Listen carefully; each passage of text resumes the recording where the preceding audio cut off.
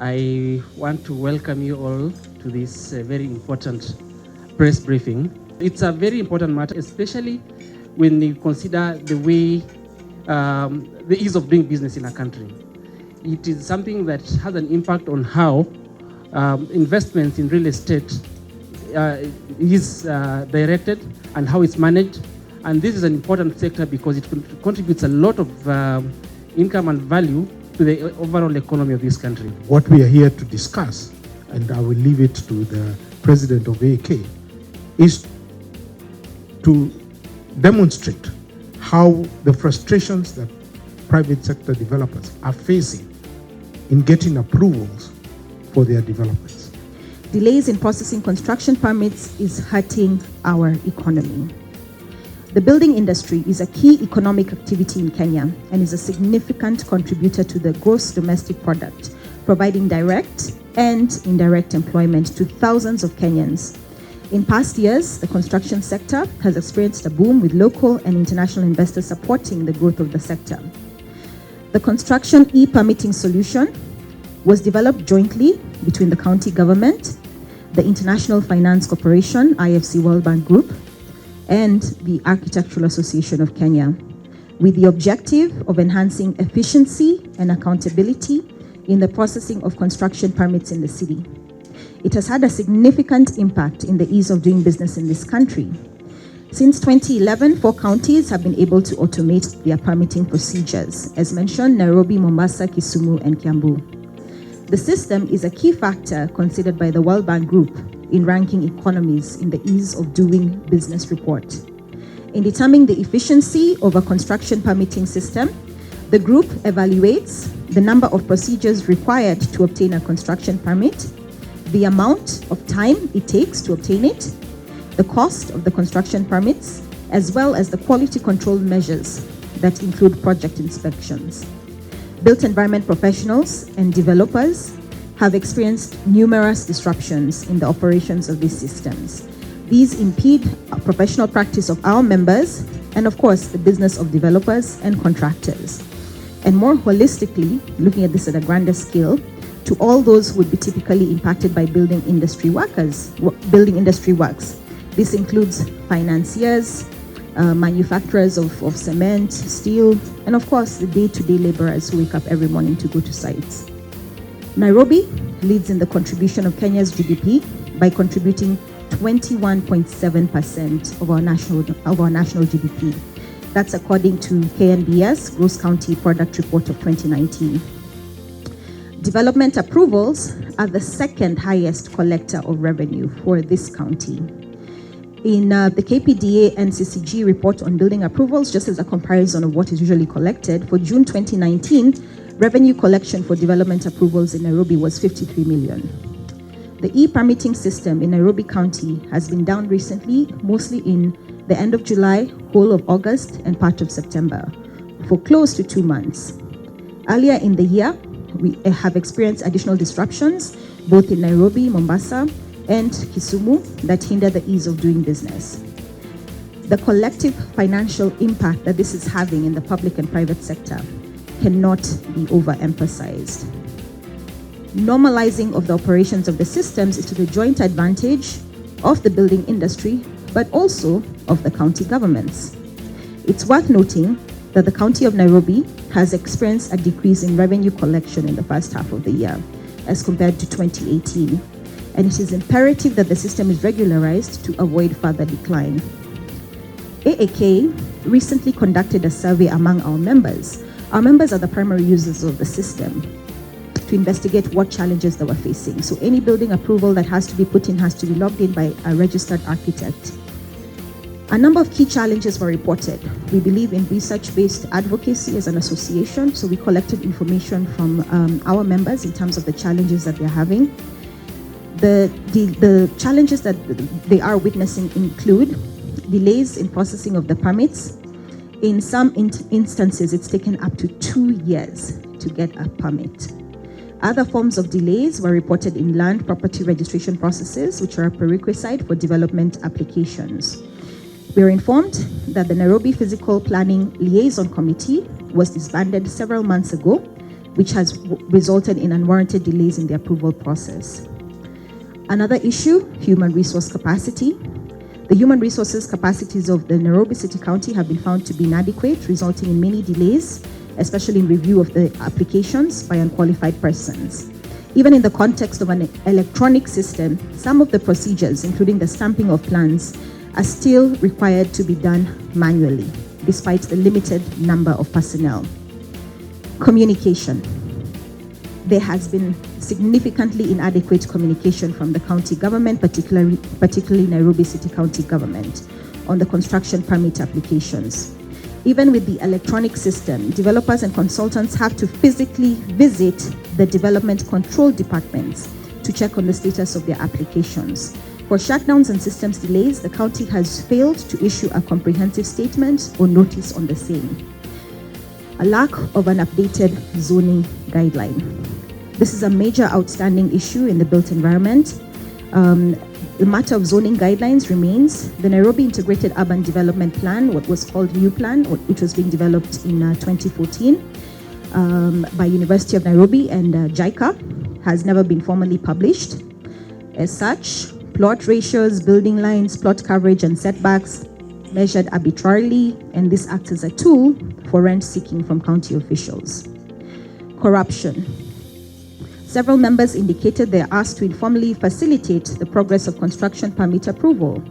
Furthermore, they are required to privately incur expenses for site inspections to be undertaken by county officials, despite the cost of this actually being covered as part of the approval fee.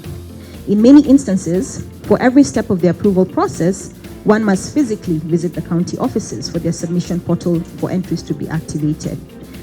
This is a loophole, of course, to be able to, the system is supposed to be from front end to back end, supposed to be electronic, but the introduction of actually stopping this applications moving from one department to another forces our members to visit the county government. We also note with concern that the frequency of technical meetings to discuss these applications has declined significantly in Nairobi County. This has greatly affected the approval times for the development applications. The last technical meeting, to the knowledge of the association, was held 27th June 2019. We are now in September. To date, there are less than 5 meetings this year in comparison to previous years where meetings are held fortnightly. The effects of the e-permitting system are far-reaching and affect our members, that include consultants in the built environment industry. But it has a much wider effect.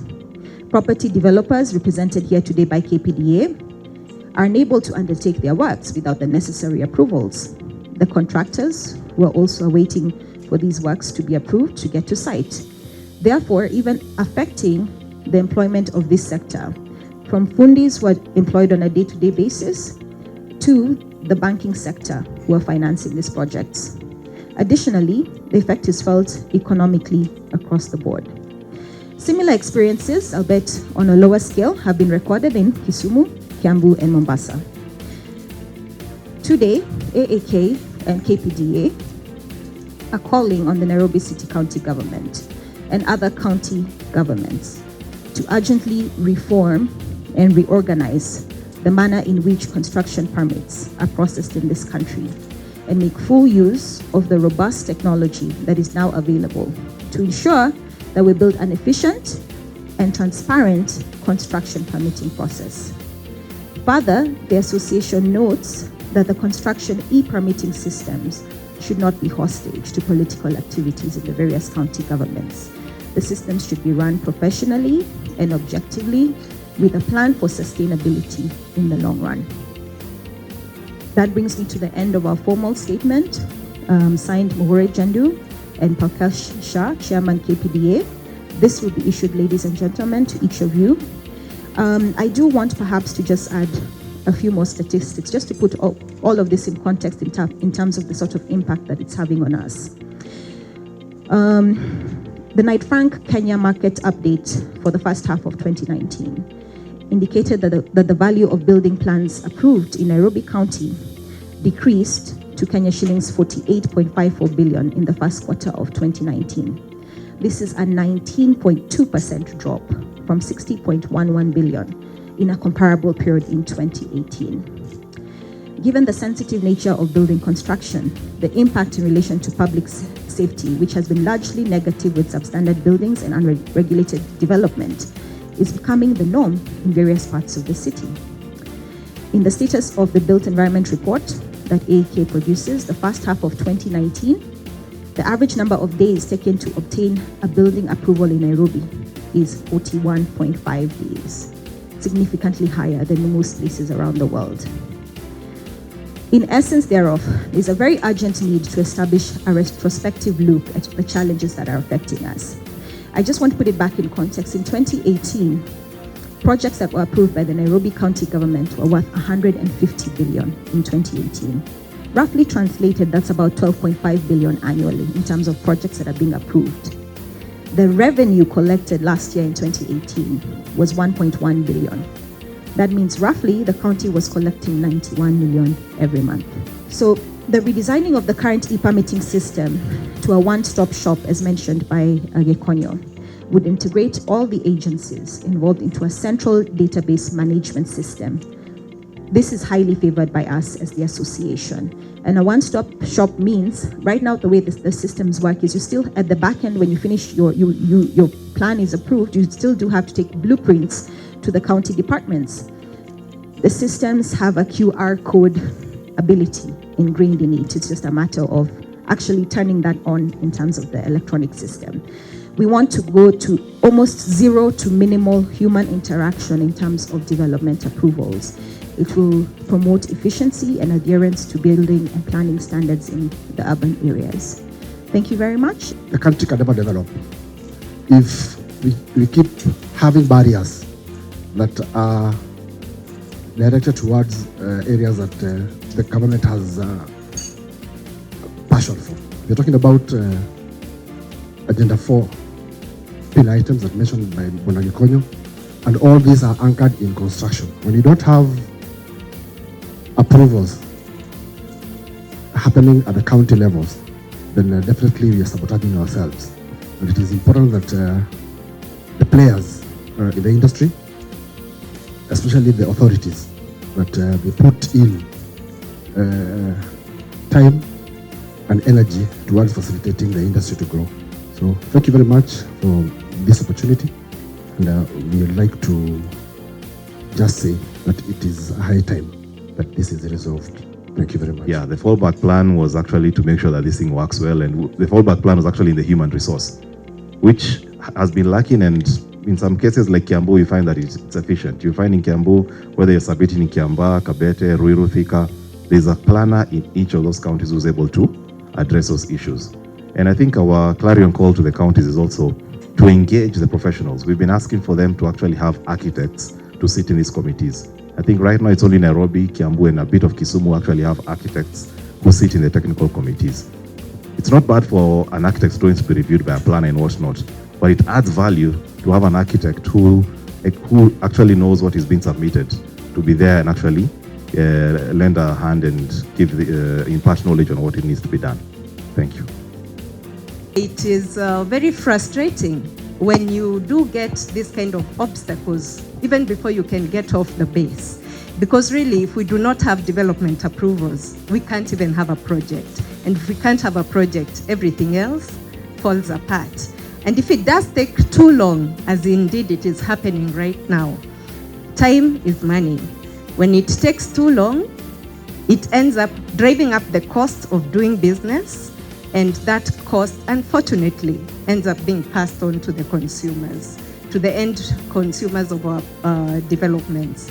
So it makes a mockery in the end of that Big Four agenda of affordable housing. So for myself and AAK and KPDA, we really truly thank the members of the press who have turned out in large numbers to give sensitization to this very, very important issue that you can see the importance about how it is impacting not just our business, but the economy as a whole. We truly thank you for coming and even the kind of engagement you've given us, the very relevant questions.